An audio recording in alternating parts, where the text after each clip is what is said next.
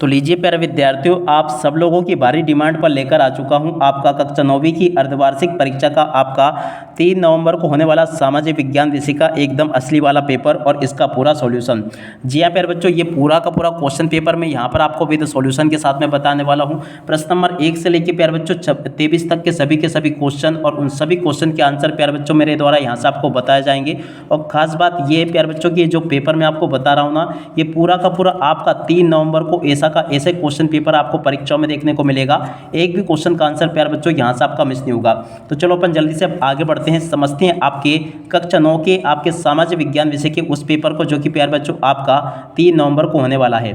तो देखिएगा प्यारे बच्चों, आपके पेपर का कोड ये रहेगा। आप लोग अच्छी प्रकार से इत्मीनान से इस पेपर को देख लें और पूरा का पूरा प्यारे बच्चों इस पेपर में बताए गए सभी क्वेश्चन को और उन क्वेश्चन के आंसर को अच्छे से याद कर लें, ताकि प्यारे बच्चों आप लोग अपनी परीक्षा में टॉप कर सकें।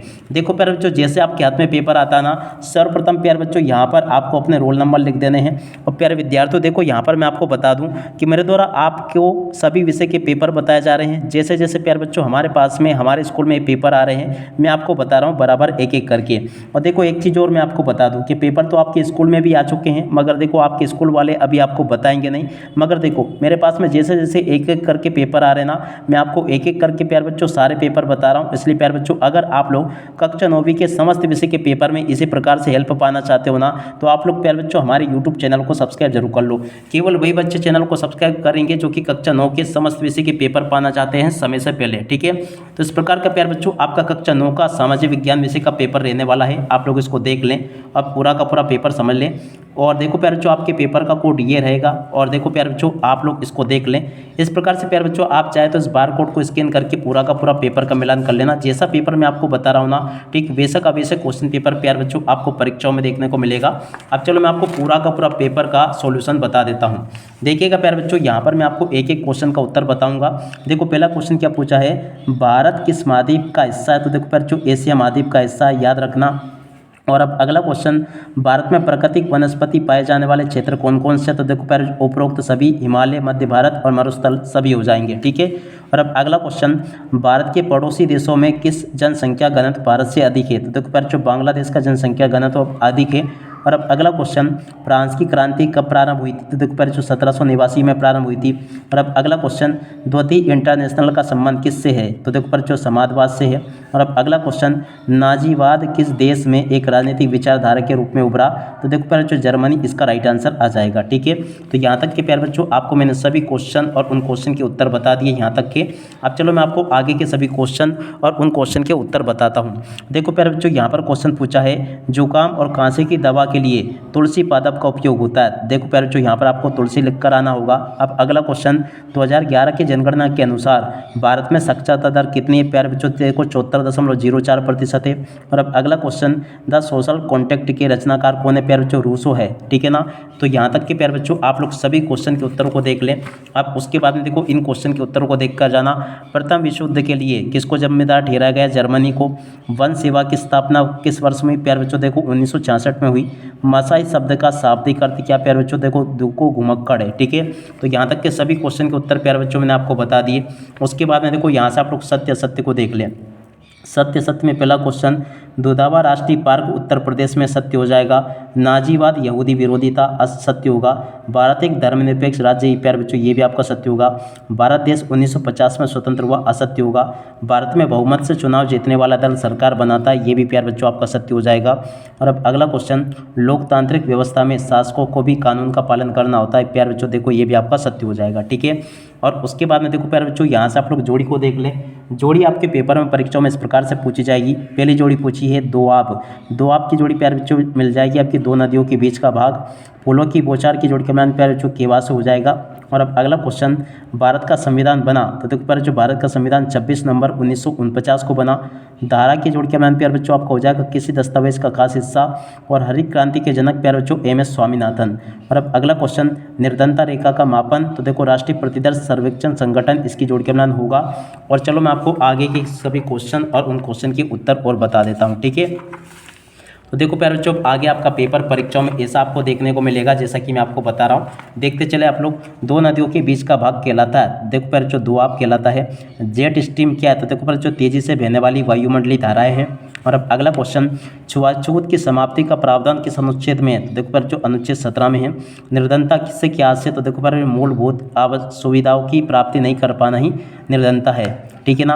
और अब अगला क्वेश्चन, मनरेगा का क्या उद्देश्य है? तो देखो पर जो राष्ट्रीय ग्रामीण रोजगार उपलब्ध करवाना इसका उद्देश्य है। और अब अगला क्वेश्चन, बफर स्टॉक का मुख्य उद्देश्य क्या है? तो देखो पर जो इसका उद्देश्य फसलों का मूल्य समर्थन मूल्य से कम ना हो, ठीक है ना। तो यहाँ तक के प्यारे बच्चों आपको मैंने सभी क्वेश्चन के उत्तर बता दिए।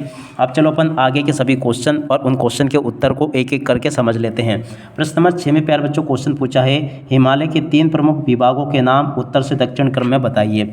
देखो प्यारे बच्चों इस क्वेश्चन के उत्तर को यहाँ से देख लो, ये लिखा है और पहला भाग ये है, दूसरा भाग प्यारे बच्चों ये लिखा है और उसके बाद में देखो तीसरा भाग ये लिखा है, ठीक है। और अब अगला क्वेश्चन प्यारे बच्चों पढ़ते हैं। देखो अरावली और विंध्याचल पर्वत श्रेणियों के कौन से पठार है? तो देखो इस क्वेश्चन के उत्तर को यहाँ से देख लो। और अब अगला क्वेश्चन प्यारे बच्चों पढ़ते हैं, देख सकते हो नमामि गंगे परियोजना क्या है? तो देखो प्यारे बच्चों नमामि गंगे परियोजना क्या है, इस क्वेश्चन के उत्तर को यहाँ से देख लेना। नमामि देवी नर्मदे योजना क्या है, इस क्वेश्चन के उत्तर को प्यारे बच्चों यहाँ से देख लें। और अब अगला क्वेश्चन पढ़ते हैं प्यारे बच्चों, चक्रवात प्रभावित राज्यों के नाम लिखिए। तो देखो प्यारे बच्चों चक्रवात प्रभावित राज्यों में कौन कौन से आएंगे? पश्चिम बंगाल और उड़ीसा, ठीक है।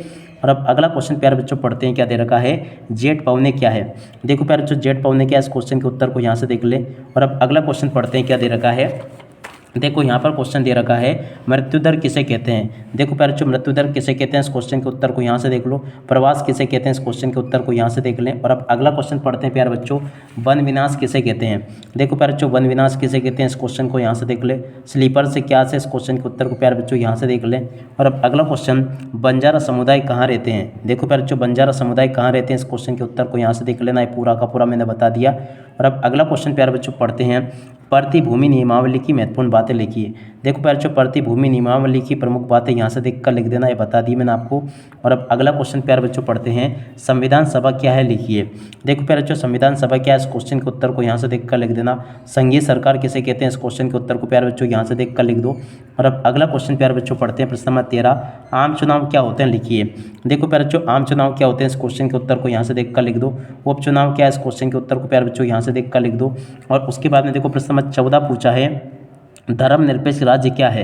देखो प्यारे बच्चों धर्मनिरपेक्ष राज्य क्या है, इस क्वेश्चन के उत्तर को यहाँ से देखकर लिख दो। संवैधानिक उपचारों का अधिकार क्या है प्यारे बच्चों, इस क्वेश्चन के उत्तर को यहाँ से देखकर लिख दो। और अब अगला क्वेश्चन पढ़ते हैं। देखो यहाँ पर जो कि आपको दे रखा है, जैसे क्वेश्चन प्यारे बच्चों मैं आपको बता रहा हूँ ना, ठीक वैसा का वैसा ही A to Z question paper आपको परीक्षाओं में देखने को मिलेगा। एक भी क्वेश्चन का आंसर प्यारे बच्चों यहाँ से आपका मिस नहीं होगा। यहाँ पर क्वेश्चन पूछा, छोटे किसान किसे कहते हैं?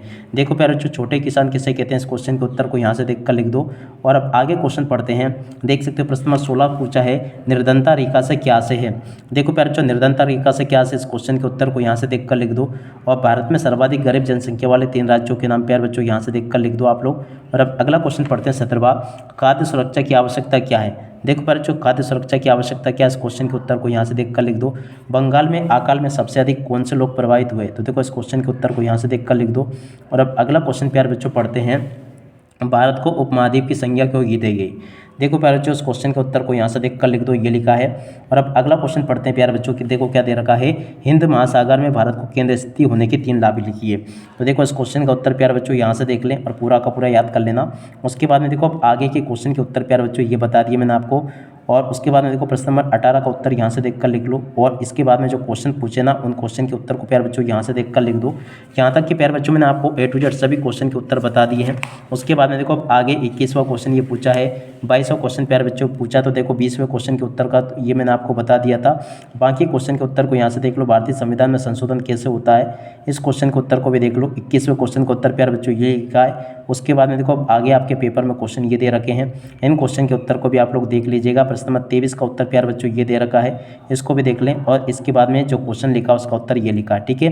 तो यहाँ तक के प्यारे बच्चों आपको मैं A to Z सभी के सभी क्वेश्चन और उन क्वेश्चन के उत्तर बता चुका हूँ। एक भी क्वेश्चन का उत्तर प्यारे बच्चों यहाँ से आपका मिस नहीं होगा। जैसा पेपर मैंने आपको बताया ठीक वैसा का वैसे क्वेश्चन पेपर प्यारे बच्चों आपको परीक्षाओं में देखने को मिल जाएगा। अब इसी के साथ में प्यारे बच्चों इस वीडियो को यहीं पर पूरा करते हैं। नमस्कार, जय हिंद, जय भारत।